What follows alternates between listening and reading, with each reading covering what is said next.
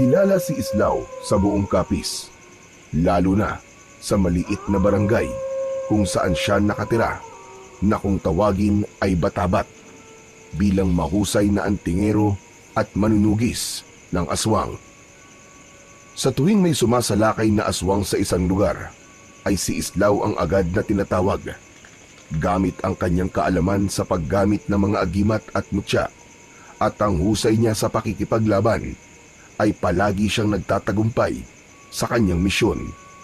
Kaya marami ang humahanga sa kanya. At ang mga aswang ay kinatatakutan ang kanyang pangalan. Ngunit hindi lahat ng aswang ay pinapatay ni Islao. May ilan na hinuhuli niya lang at ikinukulong sa isang isla kung saan isang dating mahusay na manunugis ang nagbabantay. Yun ay walang iba kundi ang matandang si Mangkulas. Ginagawa yun ni Islao at ni Mangkulas dahil naniniwala sila na ang mga aswang ay nararapat din na ituring na parang isang tao na kapag nakagawa ng mali ay kailangan na parusahan at ikulong. Gaya na lang ng maaliwalas na umaga na yun. Sakay si Islao ng kanyang malaking bangkang dimotor patungo sa isla ni Mangkulas. Nakaupo si Islao sa unahan. Sa likuran niya ay makikitang nakatali ng makapal na lubid ang isang matandang babae na payat. Kulubot ang balat at may mahabang kuko na parang hindi naputol ng maraming taon. Isa yung tiktik na nahuli niya kagabi matapos niyang sundan ang malaibo nitong tunog sa gitna ng kagubatan. Nanginginig ang matanda, hindi dahil sa lamig, kundi dahil sa galit. Halos hindi ito kumikilos, pero ramdam na ramdam ni Islao ang matalim nitong titig sa kanya. Makalipas ang ilang oras na paglalakbay sa dagat, ay narating na ni Islao ang isla ni Mangkulas. Tumayo siya at hinila ang lubid at pinababa na ang matanda sa buwanginan. Umangil na parang mabangis na hayop ang matandang babae at matalim siyang tinignan. Aba, punyemas kang tiktik kang tapang mo pa rin ah. Hoy ikaw, magpasalamat ka dahil buo ka pang nakarating dito. Kasi yung iba, hindi na halos nadadala sa islang to at napapatay ko na. Pero sana, magbagong buhay ka rito. Sa di kalayuan, natanaw ni Islao si Mangkulas na papalapit sa kanya. May dala itong mahabang tungkod. Lumapit ito, pinagmasdan ang matandang tiktik bago tumingin kay Islao. Aba, mukhang matindi ang laban kagabi ah. Hindi naman po masyado. Uhaw lang talaga tong tiktik na to sa sanggol. Mabuti't nahuli ko bago makapambiktima. Mahusay ka talaga, Islao. Tara na, nakahanda na kulungan ng isang yan. Mabilis nilang nilakad ang masukal na daan patungo sa loob ng isla. Mataas ang damo at malagkit sa balat ang hangin. Sa wakas, narating nila ang malalaking kulungan na yari sa pinaghalo-halong bakal, kawayan at sagradong anting-anting. Narinig agad ni Islao ang mahihinang ungol at kaluskos mula sa loob ng mga kulungan. Ang mga yon ay iba't ibang uri ng mga aswang na minsang naging dahilan ng takot ng mga tao sa iba't ibang lugar. Binuksan ni Mangkulas ang kulungan at itinulak ni Islao ang matandang tiktik papasok. Mabilis nitong sinunggaban ang bakal at sumigaw ng matinis. Nilagyan ni Mangkulas ng kandado ang kulungan. Isinabit nito ang isang anting-anting sa kandado. Ang naturang anting-anting ang siyang pumipigil sa mga aswang upang makalabas sa kulungan ang mga ito. Dumadami na mga nadadala mo rito, Islao ah. Aba, Mangkulas, di mas maigi po yun. Mas dumadami sila rito, ibig sabihin, mas nagiging ligtas sa mga tao sa ating lugar at sa iba pang mga lugar. Maganda nga yun, pero delikado rin, iho. Habang dumarami ang mga kinakalaban mo, mas lalo ka nagiging target ng iba pang mga aswang. Alam ko naman po yun, Mang Kulas eh. At kahit anong oras, ay handa ko na harapin silang lahat. Hinding-hindi po sila sasantuin ng mga agimat, mutya, at mga sandata ko. Tandaan mo, iho. Hindi lahat ng aswang ay tatablan ng mga sinasabi mo panlaban. May mga aswang na malalakas at may kakayahan na gumamit ng itim na bahika, gaya ng mga hanagob. Sandaling natahimik si Islaw.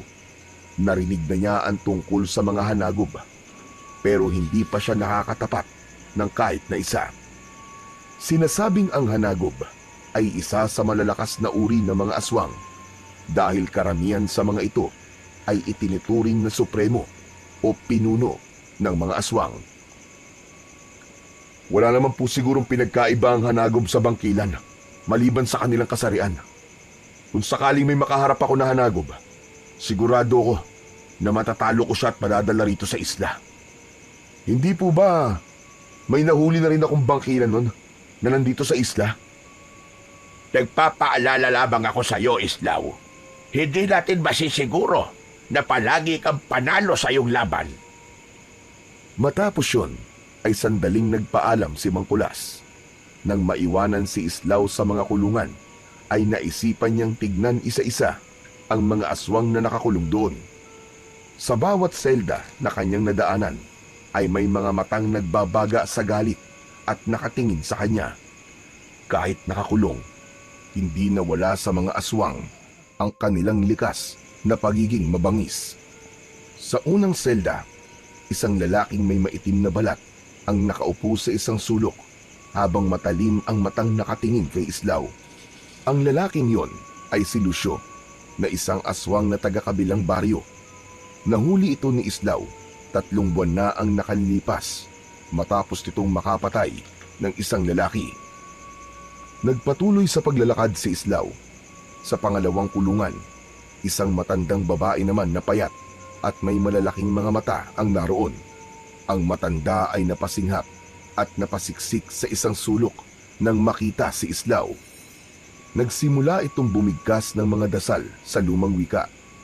Hindi na pinansin ni Islaw ang matanda dahil alam niya na walang epekto ang orasyon nito dahil sa nakalagay na anting-anting sa bawat kulungan. Sa dulo ng hilera ng mga kulungan, isang lalaki ang nakaupo sa lupa. Nang makita nito si Islaw, ay marahan itong tumayo at lumapit sa rehas. Ikaw sila, Kam, tama? Ang gabunan na sumalanta sa ilang pamilya sa Maindang. At ikaw naman siguro, ang antingero na sumira sa buhay ko. Buhay mo? Ibig mo sabihin, buhay mo bilang aswang? Ha! Tiraulo ka rin, no? Kung hindi kita inuli, marami ka pang buhay na sisirain. Hindi sumagot sila, Kam. Napailing si Islaw at tumuloy sa huling selda. Doon ay isang napakagandang babae ang nakaupo sa isang sulok habang hinahaplos ang mahaba nitong buhok. Maputla ang balat nito. Nang makita ng babae si Islaw, ay agad itong tumayo at lumapit sa rehas. Islaw, pakawalan mo na ako rito. Nagbago na ako. Hindi na ako papatay ng mga tao, pangako. Napangisi si Islaw. Palaging ganon si Mayang, mapaglaro kahit nasa bingit ng kamatayan. Isa itong malakas na uri ng aswang na kung tawagin ay bangkilan.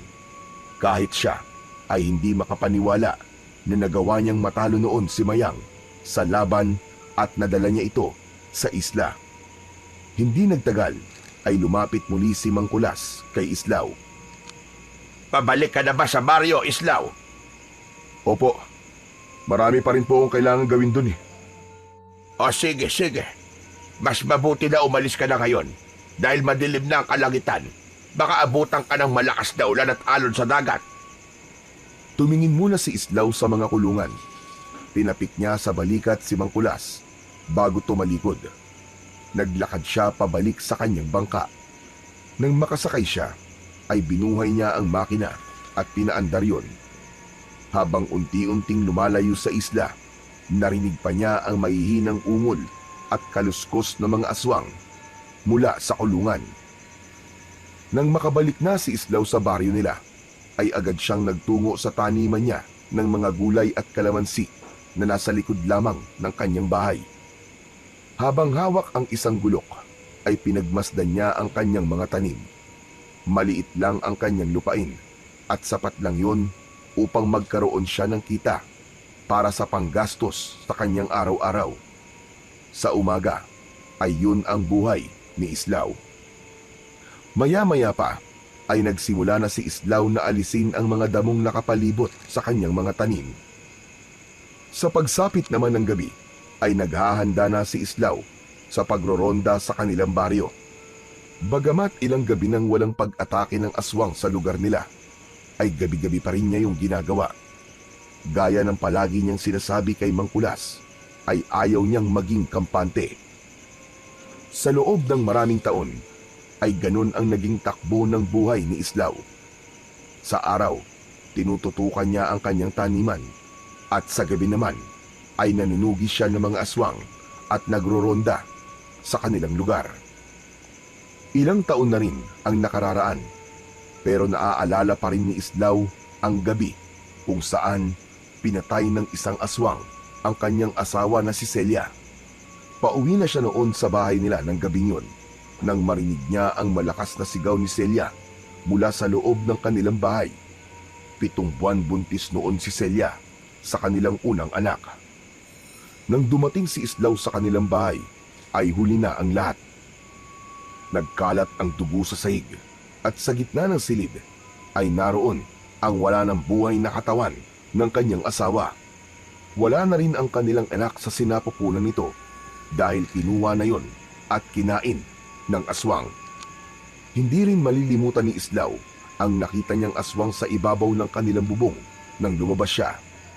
Ang mapupulanong mga mata na nakatitig sa kanya bago yung tumawa at tuluyang naglaho sa kadiliman. Simula noon, isinumpa ni Islaw sa kanyang sarili na hindi niya nahahayaang mangyari yon sa iba pang tao. Ang pagkamatay ng kanyang asawa at anak ang tuluyang nagtulak sa kanya upang gamitin ang kanyang kaalaman upang labanan ang mga pesteng aswang. Makalipas ang ilang araw, ay muling bumiyahe si Islaw sakay ng kanyang bangka patungo sa isla ni Mang Kulas. May dala siyang mga kinatay na manok at karne ng baboy na siyang pinapakain nila sa mga aswang na nakakulong. Nang malapit na si Islaw sa pangpang, ay natanaw niya kagad si Mang Kulas na hinihintay ang pagdating niya. Agad niyang itinali ang bangka at kinuha ang dala niyang mga pagkain para sa mga aswang. Mang Kulas, ito na po ang pagkain ng mga aswang. Abay, tabang-taba. Paubos na rin ang pagkain nila. Gutom na mga damotres. Baka magwala na naman ang ilan sa kanila. Sabay silang naglakad papunta sa mga kulungan. Lahat ng mga aswang ay nakatingin sa kanya ng masama. Alam ni Islaw na kung hindi lang dahil sa kulungan at anting-anting, ay matagal na siyang pinatay ng mga yon dahil siya ang dahilan ng pagkakakulong ng mga yon. Isa-isa nilang nilagay ang pagkain sa loob ng kulungan. Agad namang dinampot ng mga aswang ang inihagis nilang karne ng baboy at manok. Nang simayang na ang bibigyan nila ng pagkain, ay mapanukso itong ngumiti habang dahang-dahang lumapit sa rehas. Islaw, hindi ba pwedeng tao naman ang ipakain mo sa akin? Kahit isa lang. Hoy, ikaw Mayang, tigil-tigilan mo ako ha. Alam mong hindi yun posible. Sinasanay namin kayo na karnilang hayop ang kainin. Kaya huwag ka nang umasa na bibigyan ka namin ng tao. Grabe ka. Ang seryoso mo naman. Nagbibiro lang naman ako eh. Islaw, wag mo na lang pansinin niyang si Mayang. Alam mo namang mapagbiro talaga ang isang yan. Malakas ang saltik sa utak niyan. Tuluyan nang inilagay ni Islaw ang karne ng baboy sa loob ng kulungan ni Mayang at agad yung dinampot ng bangkilan habang nakangisi. Matapos na mabigyan ng pagkain ang lahat ng aswang, ay nagtungo na sina Islaw at Mang Kulas sa kubo na tirahan ni Mang Kulas sa isla. Umupo sila sa sahig na gawa sa kawayan kung saan nakahain ang mainit na sabaw na kanina pa nakalapag, sinigang na baboy at inihaw na isda. O sige na, sige na. Kumain ka na, Islaw. Niluto ko lahat ng paborito mo. Masarap yan. Aba, ayos. Maraming salamat po, Mang Kulas. Ay, oo nga pala. Wala pa bang pwedeng pakawalan sa mga aswang na narito sa isla? Wala pa. Kahit si Mayang na mahilig magbiro, hindi ko pa rin lubos sa mapagkakatiwalaan ng isang yon. Sa dami ng taong pinatay niya noon, malamang bumalik lang yon sa dating gawi. Tumango si Islaw. Alam niyang tama naman si Mang Kulas. Ang isang bangkilan na tulad ni Mayang ay hindi madaling magbabago, lalo na't isa itong uri ng makapangyarihan na aswang. Teka, kumusta na nga pala ang baryo natin? Matagal-tagal na rin akong hindi nakakauwi roon. Sa awa ng Diyos, tahimik naman po sa Batabat. Matagal na po ang huling pag-atake ng aswang doon, Mang Kulas. Ay, salamat sa Diyos. Mabuti naman kung ganon. Pero alam mo, habang tahimik, lalong dapat kang mag-ingat. Ang mga aswang, habang hindi gumagalaw at nananahimik, ang ibig sabihin, meron silang pinaplano. Nagpatuloy ang kanilang pag-uusap habang tinatapos ang kanilang tanghalian. Sa kabila ng katahimikan ng isla na yon, dama ni Islaw na hindi pa tapos ang laban at alam niyang tama si Mang Kulas na maaaring isang araw ay maging magulo na naman ang baryo nila dahil sa mga aswang. Pagsapit ng hapon, nagdesisyon na si Islaw na umalis sa isla. Habang naglalakad sila ni Mang Kulas patungo sa dalampasigan, ramdam niya ang malamig na simoy ng hangin na nagmumula sa dagat. Ang araw ay unti-unti nang lumulubog at ang kalangitan ay nagkukulay kahil na. Pagdating nila sa bangka, tinulungan siya ni Mang Kulas sa pagtatanggal ng pagkakatali nun sa isang puno ng nyog. Mang Kulas, matanong lang ho kita. Kailangan niyo na po ba ng katulong sa pagbabantay ng mga nakakulong na aswang dito? Sa ngayon ay hindi pa naman. Kaya ko pa. Malakas pa ako. Pero, ang iniisip ko, hanggang kailan natin makakayang ikulong ang mga aswang dito sa isla? Kung sa pinansyal na aspeto ang iniisip nyo, wala ho kayong dapat na ipag-alala. May mga pribadong sektor na tumutulong sa atin pagdating sa pera. Sana ay hindi sila magsawa sa pagtulong sa atin, Islaw. Sana nga po. Pero karamihan naman po sa kanila ay yung mga taong natulungan ko din nun. Siguro po paraan din nila yon ng pagtanaw ng utang na loob sa akin. Sige na, sige na. Mag-iingat ka sa paglalakbay, Islaw. Bumalik ka kagad kung may balita ka. Kayo rin po, Mang Kulas. Mag-iingat po kayo palagi dito sa isla. Matapos yun, ay sumakay na si Islaw sa bangka. Pinaandar niya na yon palayo sa isla. Makalipas ang ilang araw, ay muling nagkaroon ng takot ang mga tao sa baryo ni na Islaw. Sunod-sunod ang balita tungkol sa mga alagang hayop na natatagpo ang patay. Alam ni Islaw na hindi yun gawa ng mababangis na hayop. Sigurado siya na may aswang na muling umaaligid sa kanilang lugar. Kaya naman, mas lalo niyang pinaigting ang pagbabantay tuwing gabi upang masiguro niya ang kaligtasan ng bawat tao sa kanilang lugar. Isang araw, naisipan ni Islaw na sabihin kay Mang Kulas ang bagay na yon. Sakay ng kanyang bangka, muling nagpunta si Islaw sa isla ni Mang Kulas. Pagdating niya sa dalampasigan, ay agad siyang sinalubong ng matanda. Aba, Islaw, ang bilis mo naman yata bumalik dito. May problema ba? Mang Kulas, masamang balita. May aswang na naman po sa baryo natin. Ilang alagang hayop na po natatagpo ang patay. Aba, Sus Mariosep, sigurado na paunang pag-atake lang yon. Darating ang araw na mga tao na ang bibiktimahin ng mga aswang na yon. O ngayon, ano na ang balak mo, Islaw? Nag-aalala tuloy ako sa mga tao sa baryo natin. Wala ho kayong dapat ipag-alala, Mang Kulas. Sigurado akong gaya ng ibang aswang na nakaharap ko, matatalo ko rin ang isang yon. At kung siswertehin, makukulong natin siya dito sa isla, kasama ng iba pang mga aswang. Islaw, mag-iingat ka. Alam mong habang dumarami ang mga aswang na nakakaharap mo, ay mas lalong lumalaki ang panganib sa iyong buhay. Sanay na po ako mangkulas. Matagal na po akong hinahabol ng kamatayan. Pero hindi ko siya basta-basta hayaang abutan ako. Matapos na maipaalam ni Islaw kay Mangkulas ang nangyayari sa kanilang baryo, ay nagpaalam na siya rito. Sumakay na siya sa bangka at bumiyahe paalis sa isla. Dala ang pag-asa na mapagtatagumpayan niya ang panibagong banta sa kanilang baryo. Isang gabi, habang nagroronda si Islaw sa baryo, dala ang isang buntot ng pagi. Nakasabit sa kanyang leeg ang isang makapangyarihang agimat na pangontra sa mga aswang na maraming beses nang nagligtas sa kanyang buhay. Ang malamig na hangin ng gabi ay may dalang hindi maipaliwanag na kilabot na parang may kung anong masamang nilalang ang nagmamasid at naghihintay ng tamang pagkakataon sa dilim para umatake. Habang naglalakad si Islaw sa gitna ng kadiliman, ay may narinig siyang mahihinang kaluskos mula sa bubong ng isang bahay. Pag-angat niya ng tingin, ay nanlaki kagad ang kanyang mga mata sa kanyang nakita. Isang malaking nilalang ang nakaupo sa ibabaw ng isang bubong ng bahay sa kanyang kaliwa.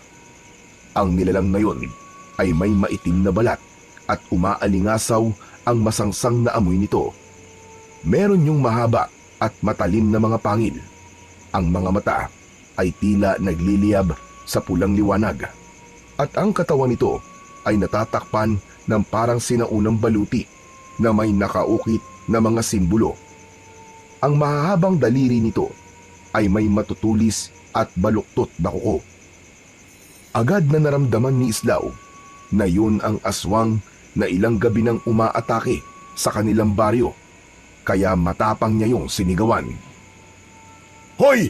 Diablong buwang ka! Bumaba ka rito! Ako ang harapin mo! Dahan-dahang tumayo ang nilalang sa bubong. Sa isang iglap ay tumalon ito mula sa bubong at malakas na bumagsak sa lupa. Nagsimulang lumapit ang aswang kay Islaw at sa bawat hakbang nito ay ramdam ni Islaw ang bigat at lakas ng presensya nito. Huminto ang aswang, ilang di pa lamang ang layo kay Islaw. Sa wakas, nakaharap na rin kita, Islaw. Maraming beses ko nang narinig ang tungkol sa'yo. Maraming aswang ang takot sa pangalan mo. Biruin mo, kahit nag-iisa ka lang, ay marami ka na napabagsak na mga kauri ko. Kahanga-hanga ka. Tama ka, at sisiguraduhin ko na susunod ka na sa kanila.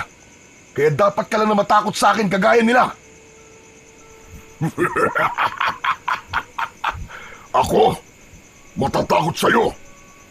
Hindi ako katulad ng mga karaniwang aswang na nakaharap mo. Ako si Lumad, isang hanagob.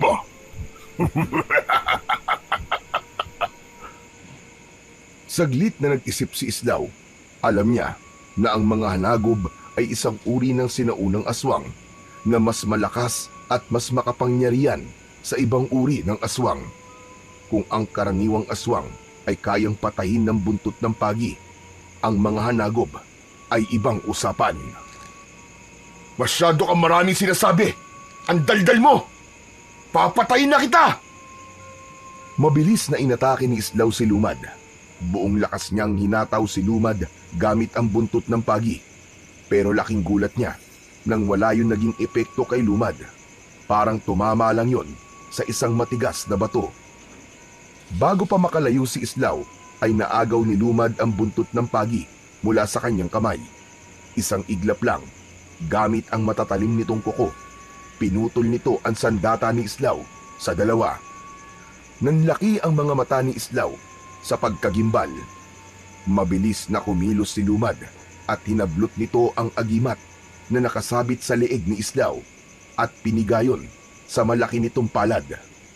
Nang ibuka ni Lumad ang palad dito, ay nalaglag mula roon ang pira-pirasong agimat ni Islaw. Bahagyang nakaramdam si Islaw ng kaba ng mga sandaling yun. Noon lang siya nakatagpo ng isang aswang na hindi tinatablan ng kanyang sandata. Bago pa siya makakilos, ay sinunggaban na siya ni Lumad.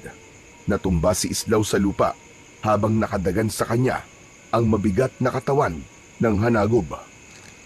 Lumapit si Lumad sa kanyang muka. Inilabas nito ang mahaba nitong dila at dinilaan ang pisngi ni Islaw. Hindi pa ito tamang oras para sa ating tunay na laban. Pero tandaan mo ito.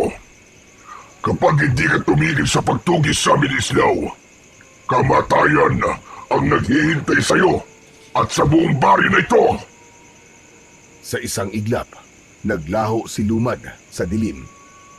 Habol ang hininga na bumangon si Islaw mula sa lupa. Sinubukan niyang hanapin ang direksyon kung saan nagpunta ang hanagob. Pero wala na ito. Napakuyom siya ng kanyang kamao. Sa unang pagkakataon, nakaharap siya ng isang kalabang hindi niya basta-basta matatalo. Matapos makaharap ni Islaw si Lumad sa unang pagkakataon, ay umuwi na siya sa kanyang bahay. Naupo siya sa gilid ng papag habang habol pa rin ang kanyang hininga. Ramdam niya ang kirot sa kanyang katawan mula sa pagbagsak sa lupa. Ngunit hindi yun ang nasa utak niya, kundi ang katotohanang nakaharap niya, ang isang aswang na maaaring pinakamalakas sa nakaharap niya. Nakapagtataka talaga. Paano niya nasira ang aking buntot ng pagi at ang pinakamakapangyarihang agimat laban sa aswang? Napalunok si Islaw. Hindi siya makapaniwala na wala na ang agimat niya na yun. Ang proteksyon na matagal nang gumabay sa kanya ay wala na. Marahang tumayo si Islaw at kinuha ang isang lumang baul sa ilalim ng kanyang papag. Binuksan niya yun at bumungad sa kanya ang iba't ibang agimat at mutya na kanyang naipon sa mahabang panahon. Ang mga yun ay minsan nang nagligtas sa kanya mula sa iba't ibang uri ng mga aswang. Isa-isa niyang kinuha ang kanyang mga lumang agimat at mutya. Kumpara sa nasirang agimat ni Lumad, ay may hinang klase ng agimat at mutya ang lahat ng nasa baul na yon. Kung walang naging laban ang pinakamalakas niyang agimat, ay sigurado siya na walang kalaban-laban ang mga agimat at mutya na meron pa siya. Napabuntong hininga si Islaw at napaupo sa tabi ng baul. Ngayon lang siya nakaramdam ng ganong pakiramdam na parang wala na siyang pag-asa. Lalo na't hindi lang sarili niya ang iniisip niya, kundi ang buong baryo Batabat. Sigurado siya na hindi lang siya ang nasa panganib. Lahat ng tao sa baryo ay maaaring maging biktima ni Lumad. Hindi ako maaaring maging ganito. Kailangan kong makahanap ng paraan para talunin siya. Kailangan kong makahanap ng mas makapangyarihang panlaban kay Lumad. Naisa po ni Islaw ang mga palad niya sa kanyang muka. Bahagyang sumakit ang ulo niya sa pag-iisip kung paano ba niya matatalo ang isang hanagob na gaya ni Lumad. Nang sumunod na araw ay nagtungo si Islaw sa isla ni Mangkulas, sakay ng kanyang bangka. Tahimik ang paligid ng mga araw na yon, maliban sa tunog ng mga alon na humahalik sa dalampasigan. Habang palapit siya sa maliit na kubo kung saan nakatira si Mangkulas, ay hindi niya maiwasang muling balikan sa isip niya ang naging laban niya kay Lumad. Naabutan niya si Mangkulas na nagluluto sa labas ng kubo. Nang makita siya nito, ay agad siya nitong sinalubong. Magandang araw po sa inyo, Mangkulas. Aba, Islaw, ikaw pala. Abay, napadalaw ka. Akala ko ba abala ka sa pagbabantay sa baryo? Mangkulas, may gusto po sana akong sabihin sa inyo. Maaari po ba tayo maglakad-lakad? Sandali lang. Mukhang seryoso yung sasabihin mo, ah. O tara. Maglakad-lakad tayo. Nagsimulang maglakad ang dalawa hanggang sa huminto sila sa harapan ng mga kulungan ng mga aswang. Ano pala sasabihin mo sa akin, Islaw? Mangkulas, hindi kayo maniniwala. May nakainkwentro kong aswang at hindi siya basta-basta mangkulas. Ano ka mo? Aba, seryoso nga yan. Ano klaseng aswang? Hanagob. Isang hanagob po na nagngangalang Lumad. Biglang napatingin si Mangkulas kay Islaw. Agad na napansin ni Islaw ang kakaibang takot sa mukha ng matanda. Si Lumad? Sigurado ka bang yun ang pangalan ng hanagob na nakaharap mo? Opo, siya mismo nagsabi sa akin ng pangalan niya. Napakalakas po niya, Mangkulas. Hindi siya tinablan ng buntot ng pagi ko. Sinira niya ang pinakamalakas kong agimat. Pakiramdam ko po, wala akong laban sa kanya. Islaw, si Lumad ay hindi pangkaraniwang hanagob. Maraming taon na siyang nabubuhay. Pero sa kabila noon, ay hindi nababawasan ang kanyang lakas. Mas lalo pa siyang lumalakas sa bawat panahong lumilipas. Mula sa isa sa mga kulungan ay may isang boses na biglang sumabat. Kaya naman pala parang may kakaibang amoy sa hangin. Amoy ng pagkatalo at pagbagsak mo, Islaw. Napalingon si Islaw at Mangkulas sa kulungan. Si Lakam, isang gabunan na matagal nang nakakulong sa isla, ay nakangisi habang nakahawak sa bakal na rehas. At kailan ka pa natutong makinig sa usapan ng iba, Lakam? Paanong hindi ko kayo maririnig? Dito kayo nag-uusap malapit sa akin. Si Lumad na pala ang kalaban mo ngayon. Napakatagal ko nang hindi naririnig ang pangalan niya. Lakam, ang ibig mo bang sabihin na kilala mo siya? Hindi lang basta kilala. Personal ko siyang kakilala. Dahil dati akong alagad ni Lumad. Ano ka mo? Alagad ka ni Lumad? Binibiro mo ba kami? Matagal ng panahon yon, Islaw. Noon, naniwala ako si Lumad ang pinakadakilang pinuno ng mga aswang. Isa siyang mandirigmang hindi natitinag. Hindi nasusugatan. Hindi rin natatalo. Pero alam mo ba ang totoo? Isa siyang halimaw na walang ibang nais kundi ang pagharian ng takot sa lahat. Auman o aswang. Kaya kailangan ko siyang pigilan. Kailangan ko siyang mapatay. O kung hindi man, ay maikulong dito sa isla.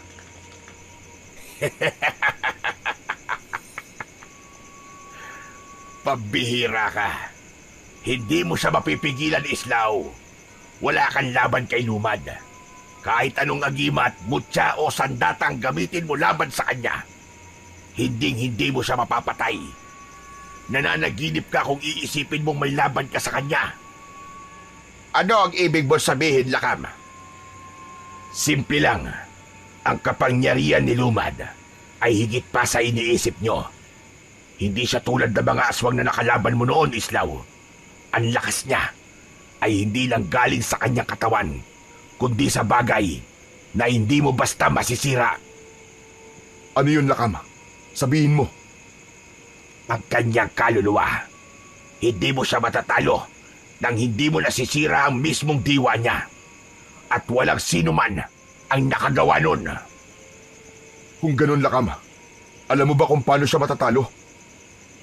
Hindi ko alam. At hindi ko alam kung may paraan nga ba. Pero isang bagay lang ang sigurado ko, Islaw. Mamamatay ka sa mga kamay ni Lumad.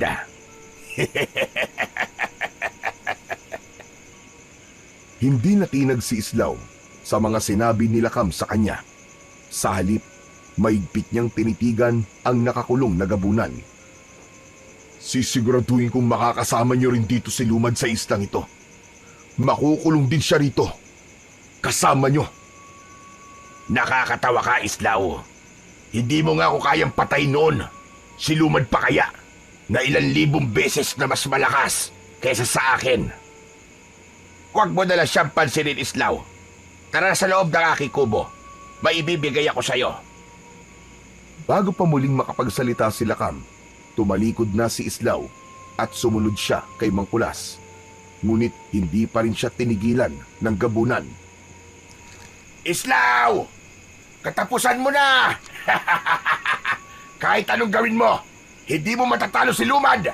Kung ako sa'yo, maghukay ka na ng libingan mo!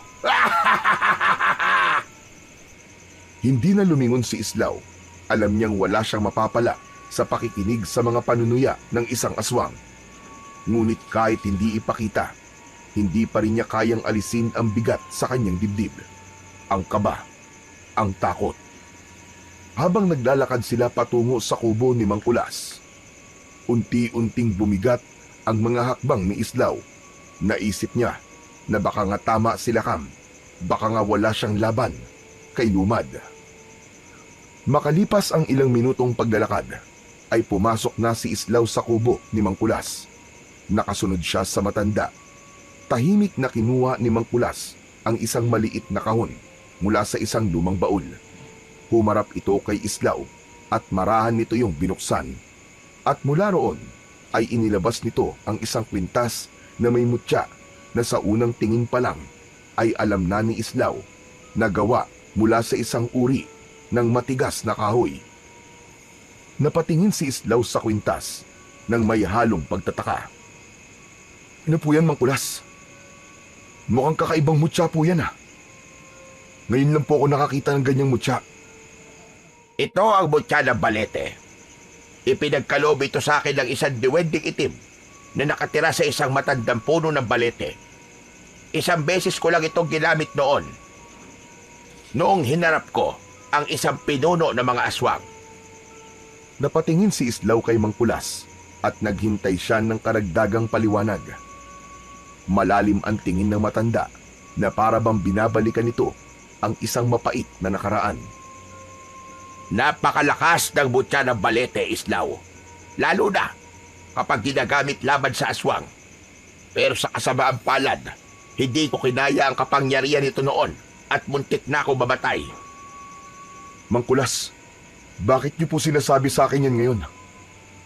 Dahil nais kong ipasa ito sa iyo, naniniwala ko na ang mutyang ito ang makakatalo kay Lumad. Pero mag-iingat ka, Islaw. Napakalakas ng mutya na ito. Hindi lang ang kalaban mo maaaring mapahamak, kundi pati ikaw na rin mismo. Napatingin si Islaw sa mutya. Alam niyang isang napakalaking panganib ang kanyang kinakaharap kay Lumad. Wala siyang ibang sandata na maaaring tumalo sa halimaw na yon. At sa tingin niya ay ang mutya ng balete na lamang ang tangi niyang pag-asa. Pero Kulas, may tiwala ako sa iyo. Napakalaki. Sa tapag at lakas mo, naniniwala akong magagamit mo ito ng tama. Heto, sige, kunin mo to, Islaw.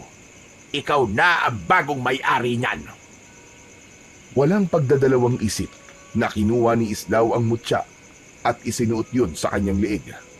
Ramdam niya kagad ang kakaibang bigat at init na bumalot sa kanyang katawan matapos yung dumikit sa kanyang balat. Mang Kulas, maraming salamat po. Mukhang ito na po ang pag-asa natin para matalo ang halimaw na si Lumad. Tandaan mo ito, Islaw. Huwag mong hahayaan lamunin ka ng lakas ng mutya na yan. At may isang paraan para mas mapalakas mo ang mutyang yan, Islaw. Ano pong paraan yung Mang Kulas? Kailangan dasalan mo ito habang bilog ang buwan. Hindi basta-bastang dasal, Islaw. Kailangan mong bigkasin ang sinaunang dasal na ito. Mula sa kahon ay inilabas ni Mang Kulas ang isang luma at medyo lukot na papel. Iniabot nito yon kay Islaw. Agad yung kinuha ni Islaw at binasa ang nakasulat doon. Mga salitang Latin ang naroon. Mang Kulas, ano pong ibig sabihin ng dasal na ito? Panawagan at dasal yan sa espiritu ng balete.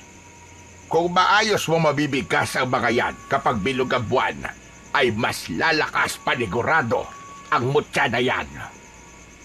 Tahimik na pinagmasdan ni Islaw ang kapirasong papel.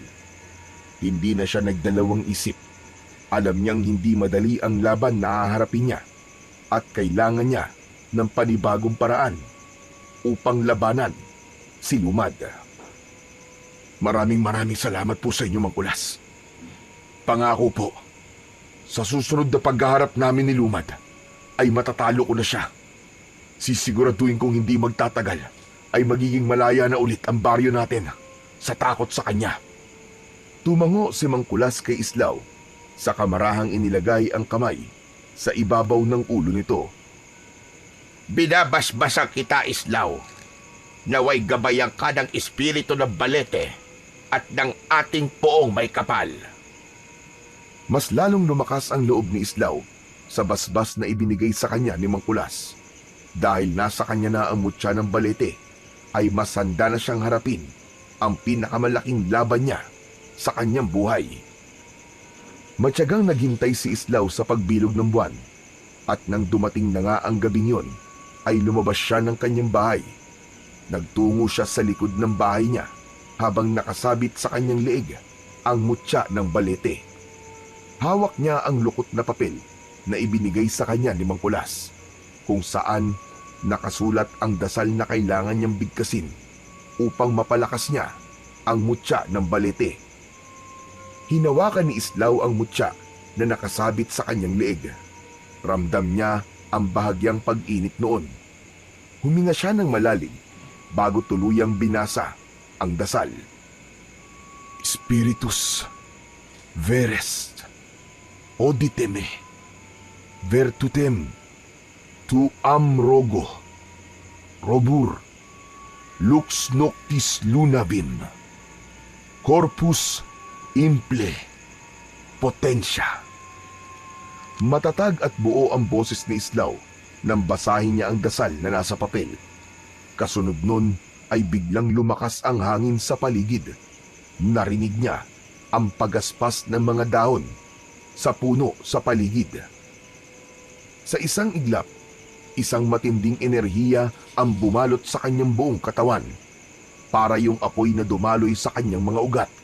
Pakiramdam niya ay sumasabog ang kanyang mga kalamnan at naglalagablab ang kanyang dugo. Napahawak si Islaw sa kanyang dibdib. Napapikit siya at napasigaw sa sobrang sakit. Nagsimula ng dumilim ang kanyang paningin. Ang bilog na buwan sa itaas ay biglang lumabo. Napaluhod na si Islaw at bumagsak siya sa lupa nang walang malay. Umaga na nang magkamalay si Islaw. Ramdam niya ang init ng sikat ng araw na tumatama sa kanyang balat. Nakahiga pa rin siya sa malamig na lupa. Ngunit sa halip na panghihina ang maramdaman, isang kakaibang sigla ang dumadaloy sa kanyang katawan. Dahan-dahan siyang tumayo. Inasahan niyang mangangatog ang kanyang mga tuhod o kaya naman ay mabibigitan siya sa sariling katawan. Ngunit hindi nangyari yun. Pakiramdam niya ay napakagaan ng kanyang katawan na parang kaya niyang lumaban nang hindi napapagod. Hinawakan ni Islaw ang mutya ng Balete. Nung una ay nagtaka siya dahil nawala ito sa kanyang leeg. Ngunit napagtanto niyang tinanggap siya ng mutya. Hindi siya itinaboy nito tulad ng nangyari kay Mang Kulas noon. Ibig sabihin, siya ang itinadhanang gumamit noon. Simula noon, mas lumakas na ang loob ni Islaw. Sa tuwing nagroronda siya tuwing gabi, bit-bit ang kanyang itak ay tinatahak niya ang madidilim na eskinita, ang masukal na kakahuyan at ang mga bakanting lote sa kanilang baryo. Alam niyang hindi na siya basta-basta matatalo ni Lumad sa sandaling muli silang magkaharap. Ngunit sa kabila ng kanyang pagganap, hindi na muling nagpakita pa si Lumad. Para bang nagtatago na ito sa kanya. Ngunit sa kabila noon, hindi pa rin nahinto ang mga natatagpo ang patay na hayop sa kanilang lugar. Mas dumadalas pa ngayon, mga baka, baboy, aso, lahat ng halos ay natatagpuan sa umaga na wala ng lamang loob. Hanggang sa dumating ang pinakakinatatakutan ni Islaw. Hindi na lang hayop ang pinatay ni Lumad. Mismong mga tao na ang nagiging biktima nito. Sunod-sunod ang pagkawala ng mga residente sa baryo Batabat. Una, isang lalaking estudyante. Sumunod ay isang magsasaka. At nang matagpuan ang katawan ng isang ginang sa may ilog, ay gutay-gutay na yun at wala na ang mga lamang loob. Dahil doon, mas lalong naging determinado si Islaw na mahanap at matapos ang kasamaan ni Lumad bago pa madagdagan ang mga buhay na kinukuha nito. Sa bawat gabing lumilipas, patuloy pa rin ang pagroronda ni Islaw sa kanilang baryo. Hindi siya tumigil sa paghahanap kay Lumad, ngunit tila lalo lamang itong nagiging mailap hanggang sa dumating na ang gabing hinihintay ni Islaw. Habang naghahanda si Islaw para sa kanyang pagroronda, ay isang malamig at nakakapangilabot na tinig ang narinig niya mula sa labas ng kanyang bahay.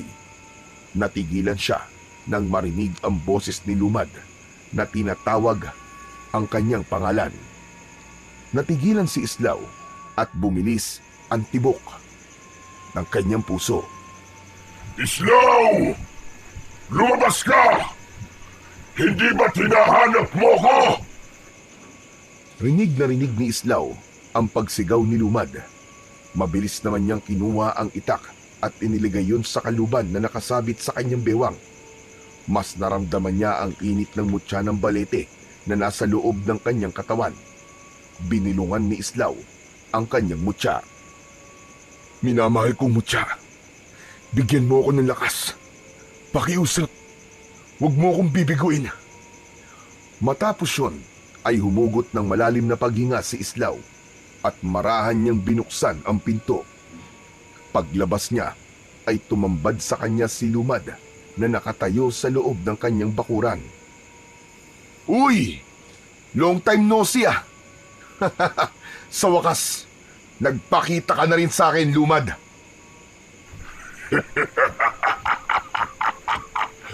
Namiss mo ba ako, Islaw? Alam kong matagal mo na akong hinahanap. Kaya ako na mismo ang nagpakita sa'yo.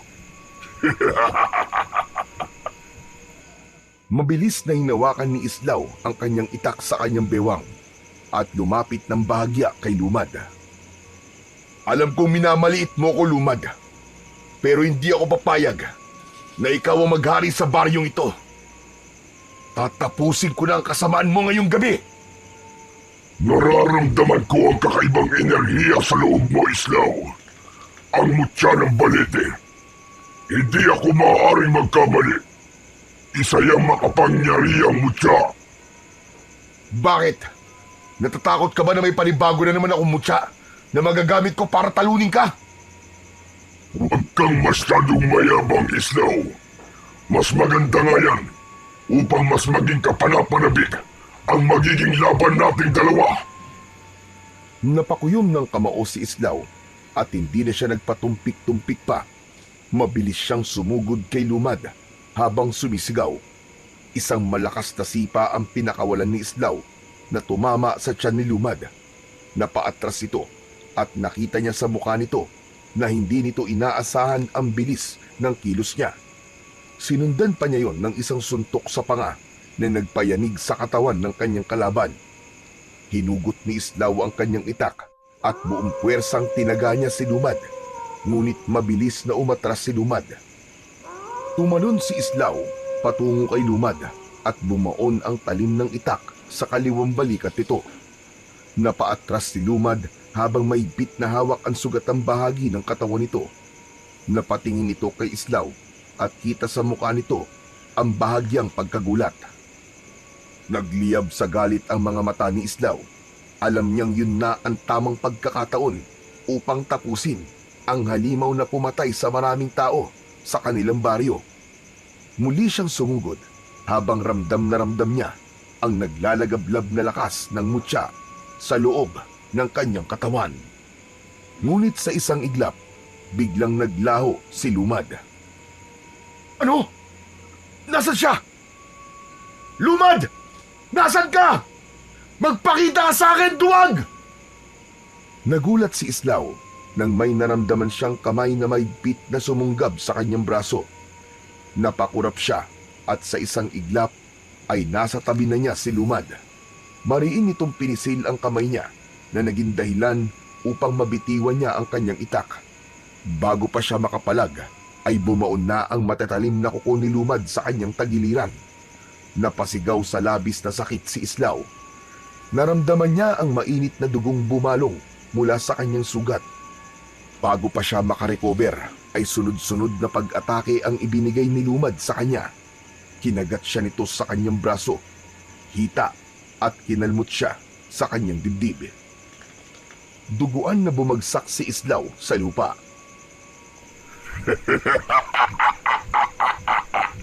Akala mo ba ay madali mo ako mapapatay? Hunghang ka! Pinilit ni Islaw na bumangon, ngunit bago pa siya makagalaw, isang malakas na sipa sa sikmura ang muling nagpabagsak sa kanya sa lupa. Basang-basa na siya ng sariling pawis at dugo. Halos hindi niya na maigalaw ang kanyang mga braso at binti. Ang mutya ng balete sa kanyang loob ay tila hindi sapat upang palakasin pa siya dahil sa dami ng kanyang sugat. Nakita ni Islaw na naglakad palapit si Lumad. Mabagal ang bawat takbang nito na tila ninanamnam ang sandali ng pagkatalo ni Islaw. Huminto si Lumad sa tabi ni Islaw at tinignan siya nito na para bang isa siyang walang kwentang bagay. Tumingin ka sa paligid mo, Islaw. Tumingin ka para makita mo ang mga taong binigo mo.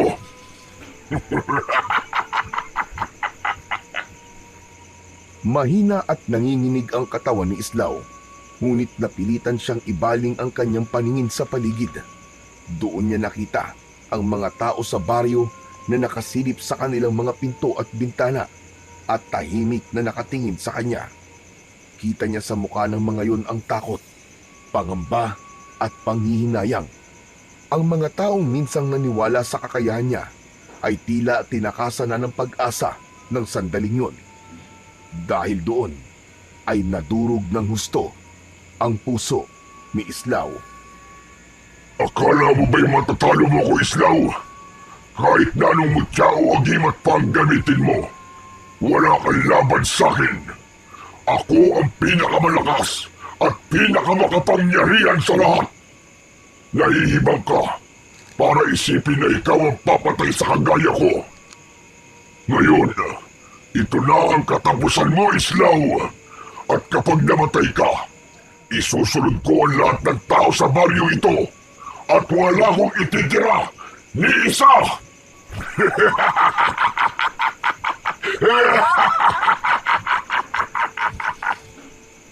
Napapikit si Islaw. Alam niyang hindi niya na kayang lumaban pa. Wala na siyang lakas na natitira. Nakikiusap ako sa iyo. Ako na lang ang patayin mo, Lumad. Huwag mo nang idamay pa ang mga tao rito. Muling lumakas ang halakhak ni Lumad. Yumuko ito at marahang inilapit nito ang matutulis nitong mga kuko sa leeg niya. Ngunit bago pa siya mapatay ni Lumad, ay nagulantang si Islaw sa biglang pagdating ni Mang Kulas. Lumad! Ako ang harapin mo! Napaangat ng tingin si Lumad kay Mang Kulas. Isang kulay itim na pulbos ang isinaboy nito sa mukha ni Lumad. Sa isang iglap, napaatras si Lumad at napasigaw ng malakas dahil sa sobrang sakit. Pilit na inalis ni Lumad ang pulbos sa mukha nito.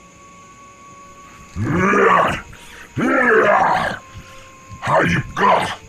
Magbabalik ako, Islaw. At sa susunod na pagdingita natin, sisiguraduhin kong mapapatay na kita! Mabilis na tumakbo si Lumad papalayo hanggang sa naglaho na ito sa kadiliman. Naiwan naman si Islaw na nakahandusay sa lupa habang habol ang sariling hininga. Nanginginig ang kanyang katawan, ngunit naramdaman niya ang init ng kamay ni Mang Kulas sa kanyang balikat. Huwag kang susuko, iho. Hindi pa tapos ang laban mo. Hindi ka pa pwedeng mawala. Mang Kulas, salamat at dumating ka. Akala ko katapusan ko na. Pero ano ba yung pulbos na ginamit mo? Bakit umatras si Lumad? Abo yun ang buto ng isang gabunan. Malakas na pangontra sa mga katulad ni Lumad. Pero, yun na ang huling meron ako. At panandalian lamang ang epekto nun sa kanya. Dapat pala, hindi mo na ginamit yun. Baka mas kailangan mo pa yun sa ibang laban, Mang Kulas. Huwag mo nang isipin yun, Islaw. Ang importante ngayon ay buhay ka pa. Halika, kailangan magamot natin ang mga sugat mo. Inalalayan ni Mang Kulas si Islaw upang makatayo. Napangiwi siya sa sakit ng kanyang mga sugat. Nang tuluyan siyang nakatayo, ay muli niyang napansin ang mga tao sa paligid na nakasilip pa rin sa kani-kanilang mga bintana at pinto. Ngunit hindi tulad kanina natakot ang nasa mukha ng mga yon.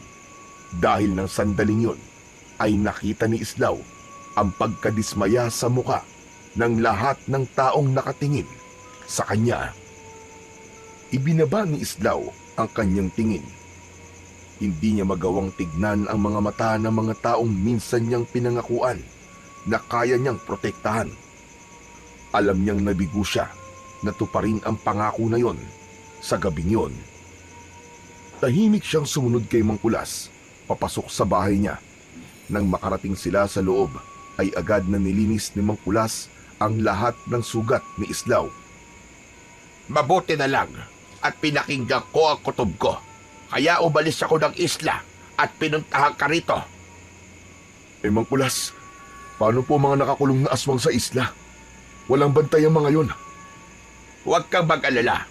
Sigurado kong hindi makakawala ang mga yon. Malalakas ang mga anting-anting sa kulungan nila. Napabuntong hininga si Islaw. Wala na siyang lakas upang magtanong pa. Kaya hinayaan na lamang niya si Mang Kulas na gamutin ang kanyang mga sugat. Hinayaan niyang dumaloy ang katahimikan sa pagitan nila habang unti-unting lumalalim ang gabi. Alam niyang may susunod pang laban.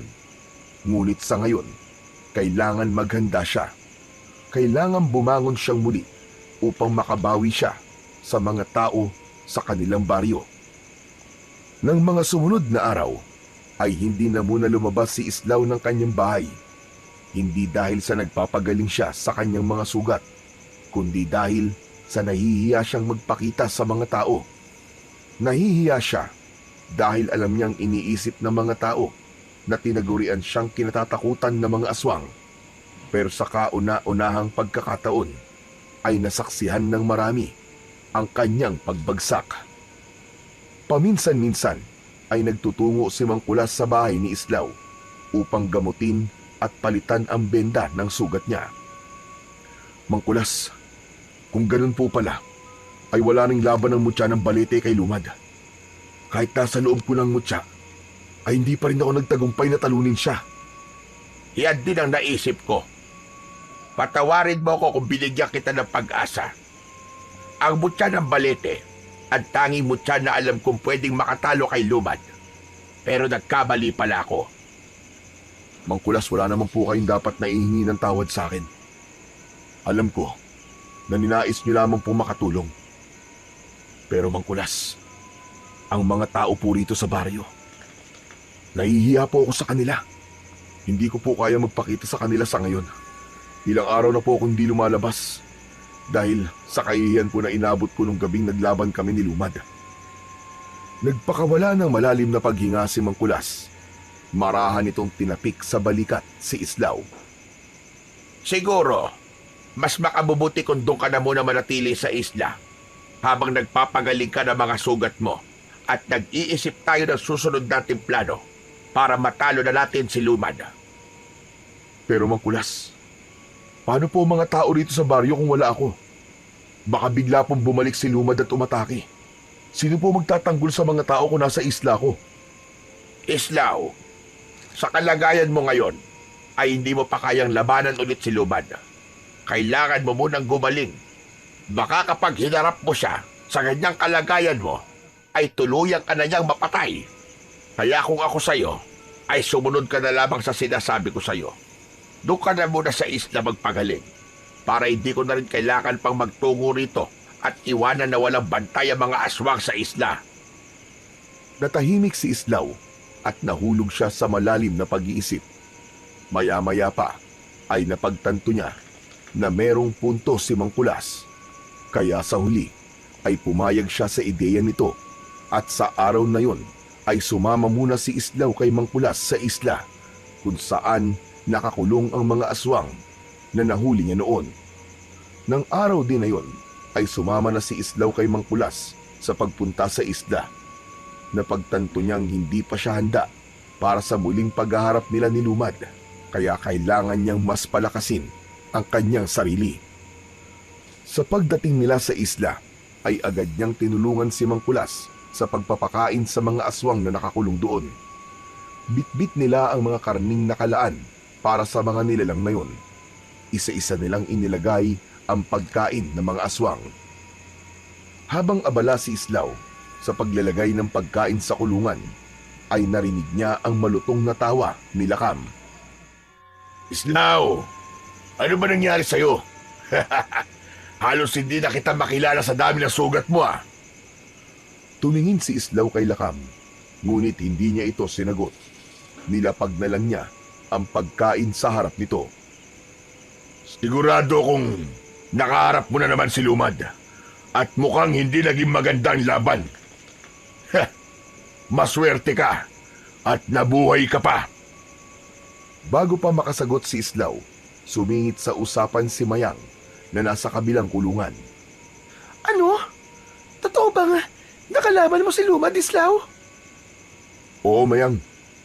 Nagkaharap kami. Pero sa susunod, sisiguraduhin ko matatalo ko na siya. Huwag kang mangarap na mataas, Islaw. Hindi mo matatalo si Lumad. Sigurado ko na sa susunod na pagharap nyo ay mapapatay ka na niya. Kaya kung mahal mo pa ang buhay mo, magtago ka na lang sa islang to habang buhay.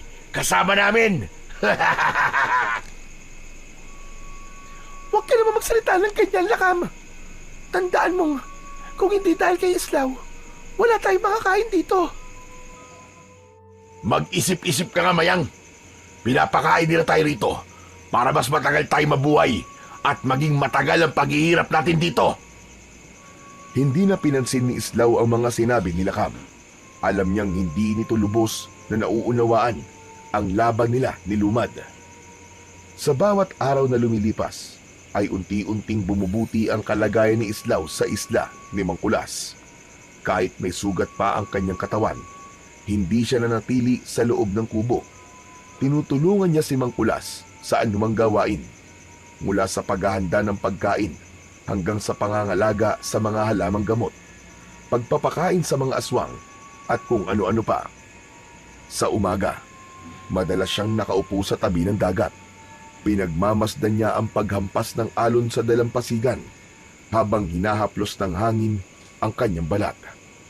Alam niyang kailangan makabawi na kagad siya ng lakas upang makabalik na siya sa kanilang baryo. Isang hapon, habang nilalagyan ni Mang Kulas ng bagong tapal ang sugat sa kanyang tagiliran, ay hindi na napigil ni Islaw ang sarili na magsalita sa bagay na ilang araw na niyang pinag-iisipan. Mang Kulas, hindi ko lang po talaga maiwasang mag-alala sa mga tao sa baryo. Wala na ako ron para protektahan sila. Baka bumalik si Lumad doon. Baka may masaktan o may mamatay. Naiintindihan ko nararamdaman mo, Islaw. Pero hindi mo dapat kalimutan na halos ikamatay mo na ang huling laban mo kay Lumad. Hindi ka pa handa para bumalik sa baryo. Kailangan mo pang mapagaling ang mga sugat mo. Mang Kulas, pero paano po kung may mangyari nga sa kanila? Paano kung wala na akong babalikan doon? Kung babalik ka ngayon, mas lalo mo lang na ilalagay sa panganib ang sarili mo.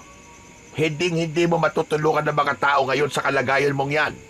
Kung ikaw mismo ay mahina pa. Napayuko si Islaw. Alam niyang may punto si Mang Kulas, pero hindi niya matanggal ang bigat sa kanyang dibdib. Ang pinakamainam mong gawin ngayon ay palakasin ang iyong sarili. Huwag kang mag-alala dahil nandito ako para tulungan ka pagdating sa bagay na yan. Malungkot na tumingin si Islaw kay Mang Kulas. Napabuntong hininga na lang siya at napilitang tumango bilang pagsang-ayon sa sinabi nito. Mabilis na lumipas ang mga araw at kahit paano ay unti-unti nang nararamdaman ni Islaw ang pagbabalik ng kanyang lakas. Alam niya na mas naging mabilis ang pag-recover niya dahil sa tulong ng mutya ng balete na nasa loob ng kanyang katawan. Isang gabi, habang naghahapunan, ay pinag-uusapan ni na Islaw at Mangkulas ang maaaring paraan upang matalo si Lumad.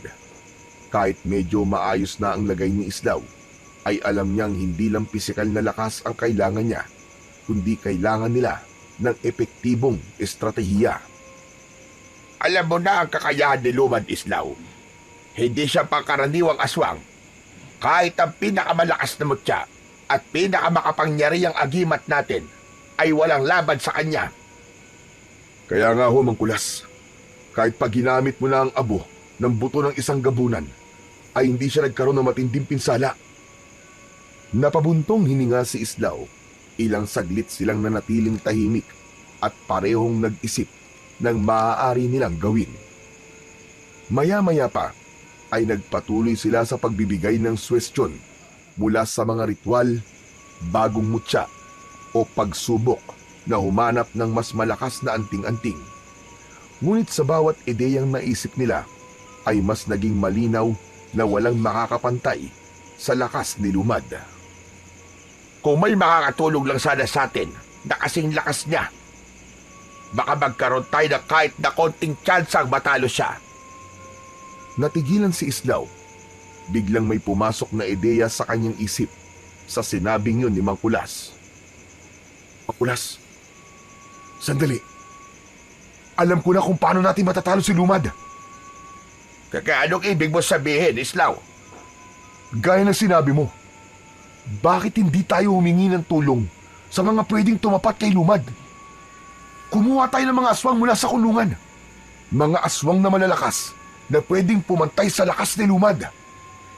Ano ka mo? Aba, imposible ang naisip mo, Islaw.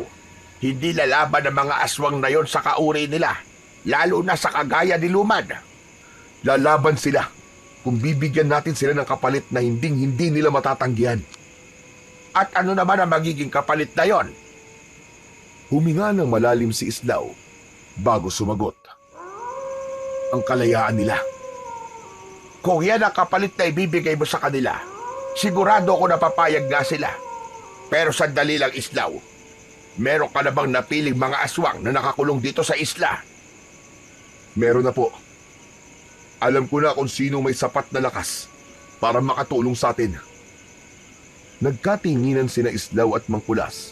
Sa pagkakataon na yon, naramdaman ni Islaw na meron ng ideya si Mangkulas kung sino ang mga aswang na tinutukoy niya.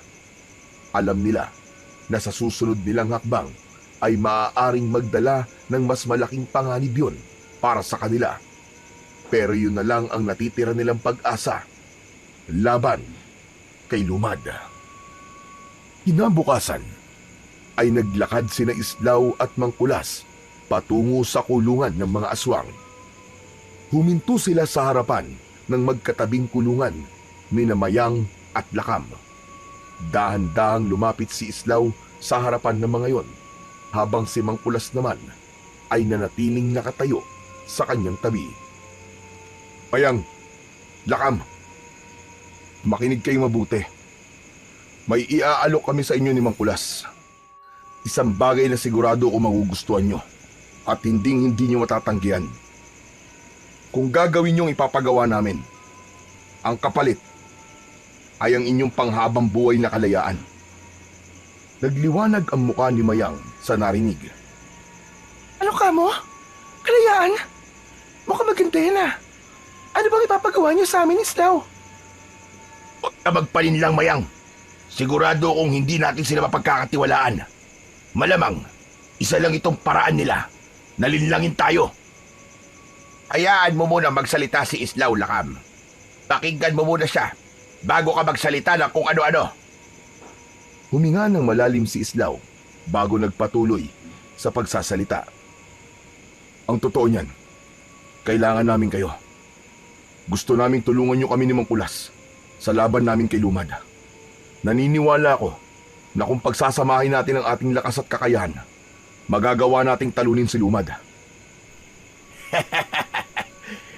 Mukhang tinanggap mo na, Islaw, na hindi mo kaya si Lumad. Kaya kahit sa kauri niya, ay napipilitan ka ng humingi ng tulong. Oo, tama ka. Inaamin kong hindi ko nga kayang talunin si Lumad na mag-isa. At hindi ako nahihiya sa pag-amin ng aking kahinaan.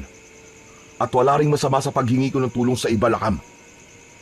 Napatingin si Mayang kay Islaw at tila nabighani sa tapang niyang aminin ang katotohanan na meron din siyang kahinaan. Napangiti ito at tumango. Payag ako. Tutulungan kita, Islaw. Ihibang ka na ba, Mayang? Siguradong papatayin ka ni Lumad. Oo, malakas tayo. Pero mas malakas si Lumad. Kakaiba siya. Paano kung hindi? Paano kung manalo tayo? 3 tayo. Laban sa isa. Malaki ang posibilidad na manalo tayo, Lakam. Matagal ko lang gustong makalaya at mabuhay nang wala sa loob ng rehas. Alam kong ganun din ang gusto mo, Lakam. Lumalim ang katahimikan sa pagitan nilang apat. Kitang-kita ni Islaw ang pag-aalinlangan sa mukha ni Lakam. Matagal na hindi nagsalita si Lakam na parang pinag-iisipan pa nito ng gusto ang magiging desisyon niya. Makalipas ang mahabang sandali, ay marahan ding tumango si Lakam. O sige. Bumapayag na ako. Labis na natuwa si Islaw sa sagot ni Lakam. Maraming salamat sa inyo, Mayang. Lakam, kapag nagtagumpay tayo sa laban kay Lumad, makakaasa kayong hindi ko sisirain ang aking salita. Makakalaya na kayo. Sa umagang yon ay isang kasunduan ang nabuo sa pagitan ni Islaw at ni Mayang at Lakam. Isa yung mapanganib na plano, ngunit wala ng ibang pagpipilian pa si Islaw kung hindi ang humingi ng tulong sa mga nilalang na dati niyang nakalaban. Nang masiguro ni Islaw at Mangkulas na payag na sina Mayang at Lakam sa plano nila, ay inilabas ni Mangkulas ang 2 kwintas na agimat. Ang palawit nun ay yari sa batong itim na ang nasa gitna ay may bahid na pula. Pinagmasdan yun ni Mayang at Lakam na may halong pagtataka at pagdududa. Bago namin kayo palayain, susutan muna namin kayo ng mga agimat na to. Agimat? Para sa naman yan? Lumapit si Islaw kay Mayang at isinuot niya rito ang unang kwintas. Sunod naman niyang isinabit sa leeg ni Lakam ang isa pa. Hindi niyo pwedeng alisin ang agimat na yan. Kapag inalis niyo yan, mamamatay kayo. At kung gagawa kayo ng kahit na anong bagay na hindi ko magugustuhan, isang ritual lang ang kailangan kong gawin at mamamatay rin kayo. Grabe, masyado ka namang sigurista, Islaw. Wala ka bang tiwala sa amin ni Mayang? At kailangan mo pa kaming suotan ng ganitong klase ng agimat? Hindi natinag si Islaw sa sinabi ni Lakam. Mas mabuti ng sigurado kaysa sa magsisi sa uli. Bumuntong hininga si Lakam, ngunit hindi na ito sumagot pa. Sa halip, tinignan nito ang agimat na nakasabit sa leeg nito na parang sinusuri nito yon. Samantala, si Mayang naman ay nakangiti lang na parang hindi alintana ang bantang dala ng kwintas. Maya-maya pa ay binuksan na ni Mangkulas ang kulungan ni Mayang at Lakan. Agad na lumabas si Mayang ng kulungan at para itong isang bata na tumakbo sa paligid. Dumipa pa ito at umikot habang nakatingala. Nang mahilo ito ay natumba ito ng kusa at saka malakas na tumawa. Ay, grabe! Sa wakas, malaya na ako! Malaya na ako! Habang si Mayang ay tuwang-tuwa, nanatili namang nakatayo si Lakam sa labas ng kulungan nito. Matiim itong nakatingin kay Islaw. Tanong ko lang, kailan mo naman aalisin ang mga agimat na to sa amin ni Mayang? Sa oras na matalo na natin si Lumad, ako mismo mag-aalis yan sa inyo. Sa pagkakataon na yon, kahit paano ay nakaramdam na si Islaw ng konting pag-asa na matatalo na nila si Lumad. Ganun pa man, may kaba pa rin siyang nararamdaman, lalo na't mga aswang na kagaya ni Lumad ang makakatulong niya sa misyon na yon. Agad na sinimulan ni na Islaw, Mayang at Lakam ang kanilang mahigpit na pagsasanay bilang paghahanda sa pagharap nila kay Lumad. Sa umaga, nagsasanay sila sa lakas at bilis, ngunit sa pagsapit ng gabi, doon lumilitaw ang tunay na kapangyarihan ni Lakam at Mayang. Sa ilalim ng maliwanag na buwan, isang malalim na dagundong ang bumalot sa paligid. Nakatingala si Lakam at hinihintay ang pagbagsak ng sinag ng buwan sa balat nito. Makalipas ang ilang sandali, ay nag-iba ang anyo ni Lakam. Ang balat nito ay naging kulay itim at ang kanyang katawan ay lumaki at naging matipuno, habang ang buhok nito ay humaba at naging kulay puti. Sa unang tingin pa lang ay alam na ni Islaw na ang matutulis na ngipin ni Lakam ay kayang pumunit ng laman at dumurog ng buto.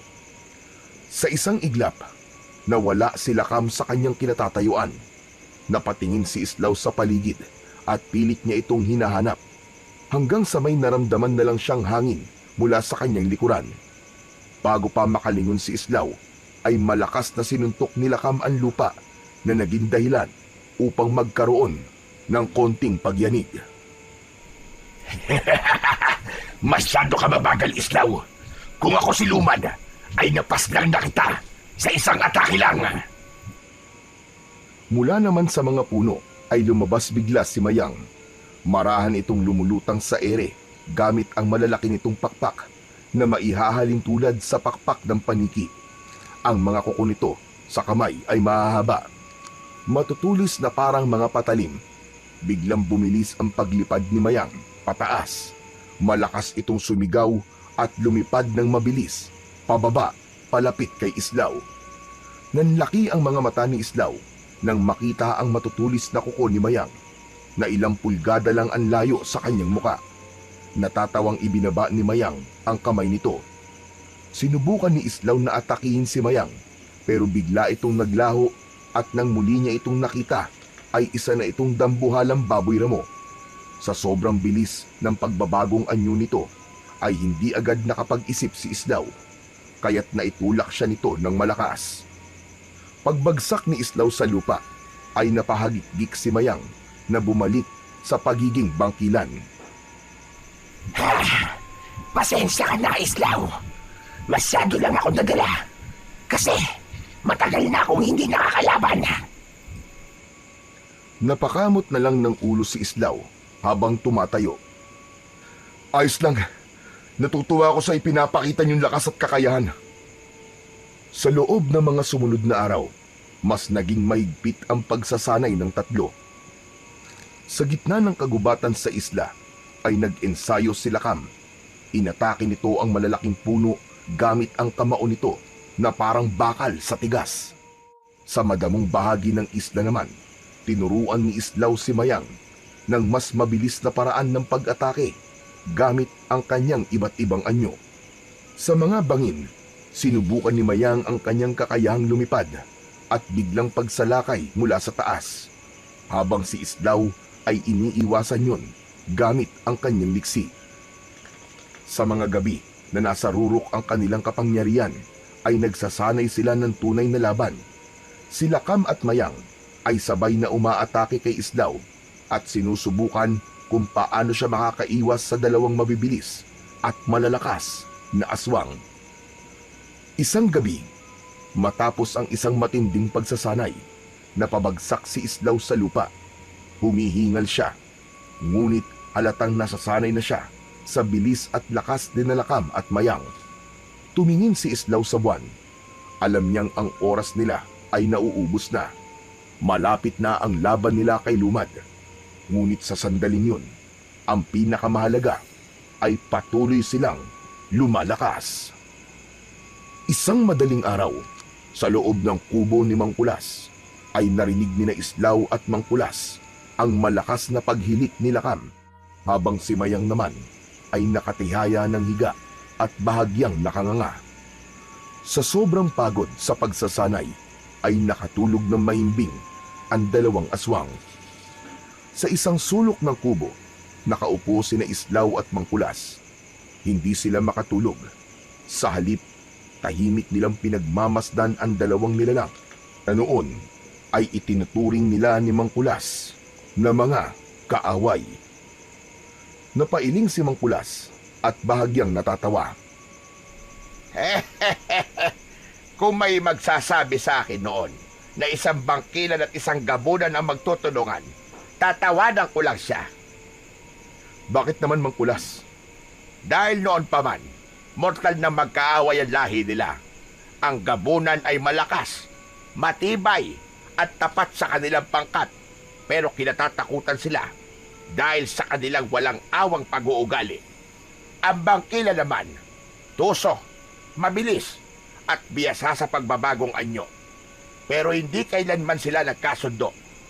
Lagi sila magkalaban sa mga teritoryo, sa pagkain, at sa paniniwala. Humugot ng malalim na paghinga si Islaw, saka tumingin kay Mayang na mahimbing pa ring natutulog. Kahit sa pagtulog, may kaunting ngiti sa labi nito na para bang nananaginip ng kung anong nakatatawa. Pagkatapos, lumipat naman ang tingin niya kay Lakam. Seryoso pa rin ang muka na parang kahit sa panaginip ay hindi nito iniiwan ang pagiging mandirigma. Sa totoo niyan, Mang Kulas, hindi ko rin po talaga akalain na darating ang araw na mga aswang ang magiging kasama ko sa laban na ito. Mang Kulas, kinakabahan pa rin ako hanggang ngayon. Hindi mo kailangan mabagabag, Islaw. Ang mundo ay hindi palaging itim at puti. Kung minsan, ang inaakala nating kalaban ay sila pa pala ang tutulong o makakatulong sa atin. At ang ating inaakalang kakampi, sila pa ang unang magtataksil. Siguro nga tama ka, Mang Kulas. Ang kailangan ko lang gawin ngayon ay ang magtiwala kina Mayang at Lakam. Ganyan nga, Islaw. Isa pa, ilang araw na kayo nagsasanay at nakita ko ang dedikasyon nila na labanan ang halimaw na si Lumad. Sana nga isapat na ang lakas naming tatlo para matalo si Lumad. Pero Mang Kulas, wala na ba talaga tayo nung abunong buto ng gabunan? Sa tingin ko kasi kung meron pa tayo nun, pwede nating sabuyan si Lumad ng abo na yun at magkakaroon kami ng pagkakataon para matalo siya ng tuluyan. Ikinalulungkot ko, Islaw. Pero wala na talaga. Sa ngayon ay wala na kayong ibang magagawa pa, kundi labanan si Lumad gamit ang inyong lakas at kapangyarihan. Nang magbalik ang tingin ni Islaw kina Lakam at Mayang, ay may kung anong init na bumalot sa kanyang dibdib. Napangiti siya nang mapagtanto niya na hindi na lang basta aswang ang dalawa, kundi ang mga ito ang pag-asa niya para tuluyan ng matuldukan ang kasamaan ni Lumad. Hanggang sa dumating na ang araw ng pag-alis nila Islaw sa isla upang magtungo sa baryo Batabat. Nakatayo sila sa dalampasigan kung saan nasa tabi nila ang bangka na sasakyan nila paalis sa isla na yon. Ngayong araw na tayo aalis sa islang ito para magtungo sa baryo Batabat. Talaga? Sa wakas, makakakita na ulit ako ng maraming tao. Makakakain na ulit ako ng masarap na pagkain. At makakainom na uli ako ng dugo. Mayang, hindi kayo pwedeng pumatay ng tao. Yan ang maigpit kong ipinagbabawal. Hoy, ano ka ba naman? Hindi dugo ng taong tinutukoy ko, kundi dugo ng baboy na mo. Basta, hindi kayo pwedeng pumatay ng tao. Alam niyo na ang mangyayari kapag ginawa niyo yun. Oo na, sige na. Magpapakabait ako. Pangako ko yan. Ikaw naman, Lakam. Handa ka na ba? May pagpipilian pa ba ako? Kailangan yung tandaan na iisa lang ang layunin natin at may dahilan kung bakit kayo lalaban kay Lumad. At yun ay para ipakita nyo na kaya nyong lumaban hindi lang para sa sarili nyong kalayaan, kundi para sa kalayaan ng mga tao sa takot na bumabalot sa kanila at sa kapakanan ng mas nakararami. Kahit aswang kayo, ay hindi yun hadlang para gumawa kayo ng tama at mabuti. Na, Islaw. Tara na. Umalis na tayo sa islang ito. Ang dami mo pang sinasabi. Naglakad na sila sa bangka kung saan naghihintay si Mangkulas. Dala nito ang isang lumang supot. Narito na ang ilang halamang gamot at langis. Alam kong hindi kayo basta-basta mapipinsala. Pero hindi masamang may dala kayong panggamot sa inyong mga sugat. Kinuha ni Islaw ang supot at tumango bilang pasasalamat sa matanda. Alam kong mahirap ang laban na kakaharapin nyo. Pero ito ang tatandaan nyo. Hindi kayo nag-iisa. May dahilan ang kalikasan kung bakit nagkatagpo-tagpo ang landas nyo.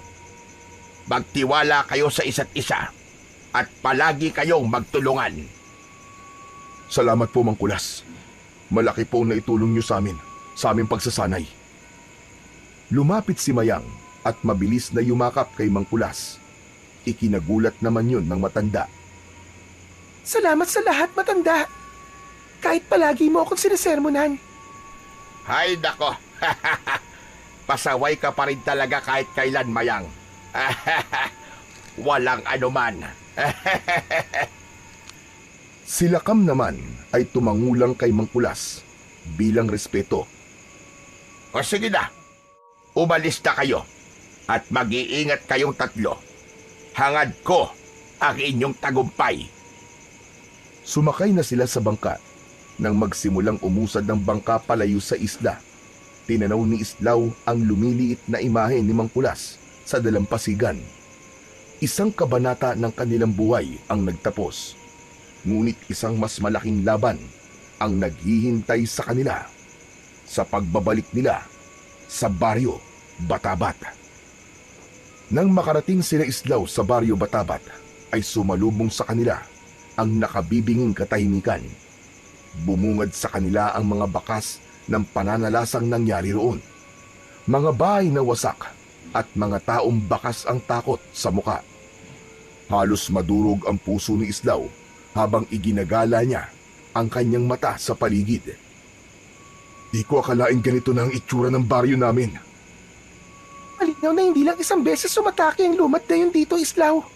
Malamang, sinamantala niya ang pagkakataon habang wala ka. Pinagpatuloy nila ang paglalakad patungo sa bahay ni Islaw. Nang makapasok sila, ay agad silang naupo at sinimulang mag-usap. Kailangan natin magplano ng gusto. Hindi natin pwedeng harapin si Lumad nang hindi natin alam ang kahinaan niya. Yan ay kung meron siyang kahinaan. Lahat ng nilalang Mayang ay may kahinaan. Kung ganon, anong gagawin natin? Una, kailangan malaman natin kung nasan si Lumad. Malamang ay nandito lang siya sa paligid ng baryo. Walang bahala ron. Mas mabilis akong kumilos sa gabi. Kaya ko ring magbago ng anyo. Kaya magiging madali para sa akin ang paghahanap sa kanya. Sige Mayang, pero mag-iingat ka. Nagpatuloy ang kanilang pag-uusap hanggang sa napansin ni Islaw ang kaliwang kamay ni Lakam na nakabalot ng isang itim at makapal na tela. Ano yan, Lakam? Bakit may nakabalot na itim na tela sa isa mong kamay? Wala ito. Binalutan ko ng tela ang isa kong kamay upang maprotektahan ito sa tuwing susuntok ako o aatake gamit ito. Nagsasabi ka ba ng totoo, Lakam? May nangyari ba sa kamay mo? Sinabi ko na nga sa'yong wala ito, Islaw. Saglit silang nagtitigan. Napansin ni Islaw ang bahagyang pag-iwas ng tingin ni Lakam. Pero hindi na siya nag-usisa pa. Isa pang pinakaayoko. Ayoko may liman sa pagitan nating tatlo.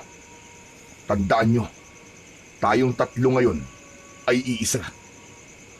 Ipinagpatuloy ng tatlo ang pagbuo ng plano laban kay Lumad.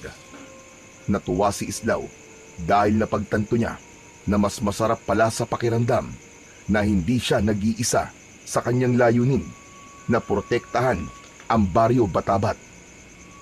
Mula nang dumating sina Islaw sa Baryo Batabat, hindi sila tumigil sa paghahanap kay Lumad. Tuwing gabi, nagroronda sina Islaw at Lakam sa bawat sulok ng baryo. Samantalang si Mayang naman ay nag-aanyo bilang dambuhalang ibon at lumilipad sa kalangitan upang magmasid-masid sa kagubatan at sa mga masukal na bahagi ng baryo. Ngunit sa tuwing bumabalik ito, lagi nitong sinasabi ang parehong bagay. Wala pa rin. Ni isang bakas ng kuta niya ay hindi ko matunton mula sa impapawid. Hindi kaya nagtatago siya sa isang lugar na hindi natin inaasahan? O kaya naman, naghihintay siya ng tamang oras para umatake. Sa pangatlong gabi, habang nasa loob sila ng kubo at naghahanda ng kanilang mga sandata, isang malakas na sigawan ang pumunit sa katahimikan ng gabi. Agad na napatingin sina Islaw sa isa't isa bago mabilis na kumilos. Kinuha ni Islaw ang kanyang itak habang si Lakam naman at Mayang ay sumunod sa kanya palabas. Sa paglabas nila ay bumungad sa kanila ang nakapanghihilakbot na tanawin. Mga bahay na wasak ang mga pinto, mga tao na nagtatakbuhan, ang ilan ay sugatan na at sa gitna ng kaguluhan na yon ay nakita nila si Lumad na walang awang inaatake ang bawat taong nakakasalubong nito. Tumiim ang bagang ni Islaw nang muling nakita ang hanagob na si Lumad.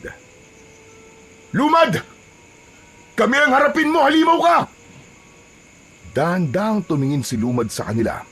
Isang ngisi ang gumuhit sa mukha nito. Binitiwan nito ang isang dugoang lalaki na muntik na nitong sakmalin sa leeg. Islaw! Sa wakas nagpakita ka rin. Aba! At mukhang may bago ka pang mga kakampi ngayon. Sa isang iglap, mabilis na nagpalit ng anyo sina Mayang at Lakam. Si Mayang ay nag-anyong bangkilan, habang si Lakam naman ay naging isang mabagsik na gabunan. Hindi ako makapaniwala. Ang kauri ko mismo nasa panig mo ngayon. Nakatatawa ka, Islaw. Pero wala akong pakialam kung sino ang ano nasa panig mo ngayon. Tandaan mo ito, Islaw. Ang sino mang hahadlang sa akin ay kamatayan ang sasapitin. Masyado kang maraming sinasabi! Lumad! Daig mo pa ang isang babae! Laban na! Sa isang iglap, sumugod si Islaw kay Lumad habang mahigpit ang hawak niya sa kanyang itak. Ang mutya ng balete sa loob ng kanyang katawan ay tila nag-aapoy habang gumagapang ang kakaibang enerhiya sa kanyang mga ugat. Mas naging matalas ang kanyang pandinig at mas bumilis ang kanyang pagkilos. Sa paglapit ni Islaw kay Lumad, ay buong puwersa niyang hinataw ang itak dito, ngunit mabilis na nakaiwas si Lumad. Sa halip na umatras, sinalubong nito ang pag-atake ni Islaw at hinawi ng matatalim nitong mga kuko ang matigas na talim ng kanyang itak. Lumipad naman si Mayang at ang mga pakpak nito ay nagpakawala ng matitinding bugso ng hangin. Mula sa ere, sumugod ito, bumuelo at bumaon ang matatalim nitong kuko sa balikat ni Lumad. Isang malalim na sugat ang iniwan nito roon. Ngunit sa halip na manghina ay mabilis na sinunggaban ni Lumad si Mayang sa ere. Nahablot ni Lumad ang isang paa ni Mayang at malakas itong ibinalibag sa lupa. Habang abala si Lumad kay Mayang, lumitaw sa likuran nito si Lakam sa isang iglap. Buong lakas nitong sinuntok ang hanagob sa likod na naging dahilan para muntik nang matumba si Lumad. Pinaulanan ni Lakam si Lumad ng mabibigat na suntok sa katawan, sa muka at sa tagiliran, gamit lamang ang isa nitong kamay. Parang bakal ang kamao ni Lakam. Bumagsak si Lumad, pero mabilis din itong bumangon na parang walang nangyari. Mabilis na inatake ni Lumad si Lakam at sumaksak ang matutulis nitong mga kuko sa tagiliran ni Lakam. Napangiwi si Lakam ng dahil sa sakit, ngunit imbis na umatras, hinablot nito si Lumad at sinakal gamit lamang ang isang kamay. Lakam! Hawakan mo siya! Huwag mo siyang pakakawalan! Gamit ang buong lakas, umakyat si Islaw sa isang puno at mula roon ay lumundag siya pababa. Itinutok niya ang itak sa leeg ni Lumad. Subalit sa huling sandali, mabilis na umiwas si Lumad. Kasunod nun ay nagawa nitong saksakin si Lakam sa tiyan gamit ang matutulis nitong mga kuko. Hinagis nito palayo si Lakan. Nang bumagsak si Lakan sa lupa, sumugod ulit si Islaw kay Lumad. Ang mutya ng balete sa loob ng kanyang katawan ay mas lalong nagiinit. Ngunit sa kabila ng kanyang bilis, ay nagawa pa rin sabayan ni Lumad ang bawat galaw niya. Hindi nagtagal, isang mabilis na sipa mula kay Lumad ang sumalubong sa sikmura ni Islaw. Dahilan upang mapaatras siya. Sa isang iglap, isang matulis na kuko ang humiwa sa kanyang tagiliran. Duguan na si Islaw pero hindi siya pinanghinaan ng loob. Mula sa itaas, lumipad muli si Mayang. Mula roon, sumugod ito pababa papunta kay Lumad. Nakaumang ang matatalim nitong kuko. Muling nagpakita ng bangis si Lumad. Sinunggaban nito si Mayang sa leeg at sa isang iglap, inihagis nito si Mayang sa isang puno. Napasigaw si Mayang at nang bumagsak ito sa lupa, ay halos hindi na ito makagalaw. Sunod namang lumapit si Lakam kay Lumad. Kahit sugatan nito, ay hindi pa rin ito sumusuko. Muling sumugod si Lakam, ngunit dahil sa mga sugat nito, ay naging mas mabagal na ang pagkilos nito at sumalubong dito ang matatalim na kuko ni Lumad. Dumiretso yun sa dibdib ni Lakam. Muling bumagsak si Lakam. Gaya ni Lakam, sina Islaw at Mayang ay sugatan na rin at nakahandusay na sa lupa. Isang malakas at nakakalokong halakhak ang pinakawalan ni Lumad.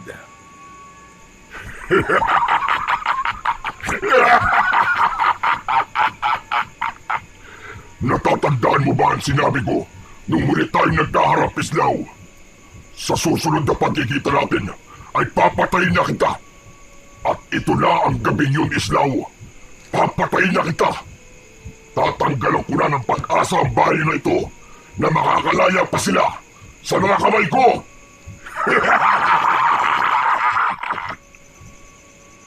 Habang hawak ni Lumad ang mukha ni Islaw, ay nakakaloko itong ngumisi.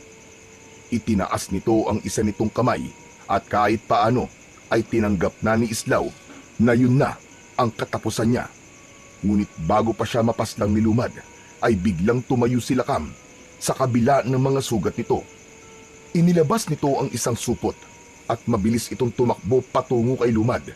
Isinaboy ni Lakam sa mukha ni Lumad ang pulbos na laman ng supot. Tikman mo ang abo ng buto ng gabunan! Lumad! Agad na napasigaw si Lumad sa matinding sakit. Pumalahaw si Lumad at bumagsak sa lupa habang pilit na inaalis ang abo sa kanyang muka. Nangingisay ito sa sakit at halos hindi na makatayo. Doon napansin ni Islaw ang braso ni Lakam nang aksidenteng natanggal ang telang nakabalot sa isa nitong kamay. Laking gulat niya nang makita niyang putol na ang isang kamay nito. Lakam! Ano nangyari sa kamay mo? Pinutol mo ang kamay mo para lang makagawa ng abo mula sa buto ng gabunan? Mas mahalaga ang laban na to kaysa sa isang kamay ko, Islaw. Mamaya na tayo mag-usap. Tapusin na natin ang halagub na yan bago pa siya makabawi ng kanyang lakas. Sa sandaling yun, naramdaman ni Islaw ang muling pagsiklab ng apoy sa kanyang dibdib. Tama si Lakam.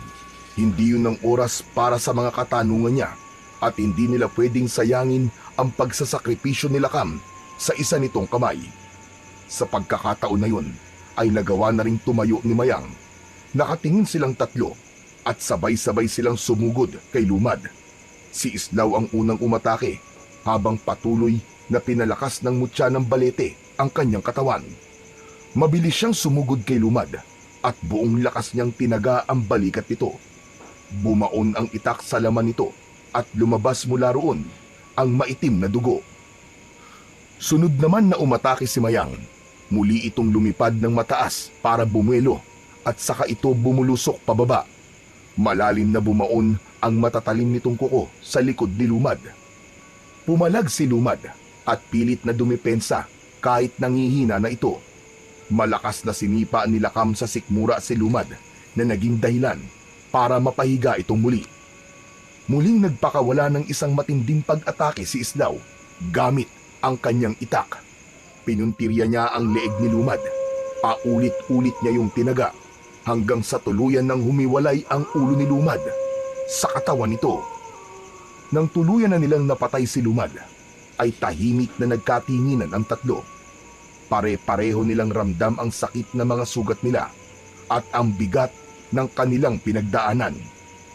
Hindi makapaniwala si Islaw na ang dating kinatatakutan na hanagob na si Lumad ay isa na lang masamang alaala sa lahat. Biglang nagtatatalon sa tuwa si Mayang. Umikot-ikot pa ito na parang isang bata. Yay! Nanalo tayo! Nanalo tayo! Patay na si Lumad! Ang galing-galing nating tatlo! Nagwagi tayo!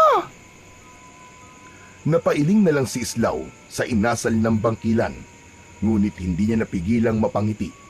Matapos yun, ay lumapit siya kay Lakam at tahimik na nakatingin sa walang buhay na katawan ni Lumad. Lakam, gusto kong malaman, bakit mo pinutol ang sarili mong kamay para lang makagawa ng abo mula sa buto ng gabunan? Nung isang gabi, nung akala nyo namang kulas na tulog na kami ni Mayang, ay narinig ko na pinag-usapan yon tungkol sa abo mula sa buto ng gabunan at ang epekto nun kay Lumad. Kaya nagdesisyon ako na gumawa ng abo mula sa sarili kong buto. Salamat, Lakam. Alam kong hindi kayang tumbasan ng kahit na anong salita ang sakripisyong ginawa mo. Pero maraming salamat talaga. Isa kang bayani. Hoy, Islaw! Paano naman ako? Hindi ka ba magpapasalamat sa akin, ha? Magtatampo ko yan. Aba, syempre naman nagpapasalamat din ako sa iyo, Mayang. Napakalaki rin na nagawa mo para manalo tayo sa laban na to. Pero dahil wala na si Lumad, panahon na para alisin ko ang agimat sa inyong dalawa. Lumapit si Islaw kay Mayang at nang akmang tatanggalin na niya ang agimat nito, ay bigla itong umatras na ipinagtaka naman ni Islaw. Bakit? May problema ba, Mayang? Wala. Nag-usap na kasi kami nila Cam tungkol dito. Napagkasunduan namin na wag nang alisin ang agimat na ito, Islaw. Masi Mayang, mas gusto naming dala ang agimat na ito habang buhay, Islaw. Nais naming mabuhay bilang mga aswang na hindi pumapatay ng mga tao. Kaya sa oras na pumatay kami ng tao, hahayaan namin na ritualan mo ang aming agimat para mamatay na kami. Napanganga si Islaw sa kanyang narinig. Hindi niya inasahan ang ganung mga salita mula sa dalawa. Pinagmasdan niya ang mga ito. Nakita niya ang determinasyong magbago sa mga muka ng mga yun. Kung yan ang desisyon niyo, irerespeto ko yan. Ngunit simula sa araw na ito, malaya na kayo. Mayang, Lakam, maraming salamat sa tulong na ibinigay niyo. Hindi lang sa akin, kundi maging sa buong baryo Batabat. Sa huling pagkakataon, ay nagpaalam na sina Mayang at Lakam kay Islaw. Hindi maintindihan ni Islaw pero nakaramdam siya ng lungkot habang pinagmamasdan niya ang papalayong bangkilan at gabunan. Marahil ay napalapit na rin siya sa dalawa sa ilang araw ng kanilang pagsasanay. Hanggang sa gabi na yon, na nilabanan at tinalo nila si Lumad. Matapos yun, ay nanumbalik na ang katahimikan sa buong baryo Batabat matapos ang pagkamatay ni Lumad. Unti-unti na rin bumalik ang tiwala ng mga tao kay Islaw. Paminsan-minsan, muling nagkikita sina Islaw, Mayang at Lakam, hindi bilang magkalaban, kundi bilang magkasangga. Kasama ni Islaw ang dalawa sa paghuli ng mga masasamang aswang upang ikulong sa isla ni Mang Kulas. Dahil sa pangyayari na yon, ay napagtanto ni Islaw na hindi lahat ng mga aswang ay kailangang patayin. May ilan sa mga ito na sa kabila ng kanilang madilim na nakaraan ay may kaya pa ring magbago basta't may tamang gagabay sa mga ito. Nalaman din niya na kahit ang pinakamatinding kaaway ay maaaring maging kakampi basta't pareho ang kanilang layunin. Sa pagsasama ng tatlo ay muling pinatunayan na kahit kailan ay hindi magtatagumpay ang kasamaan laban sa kabutihan.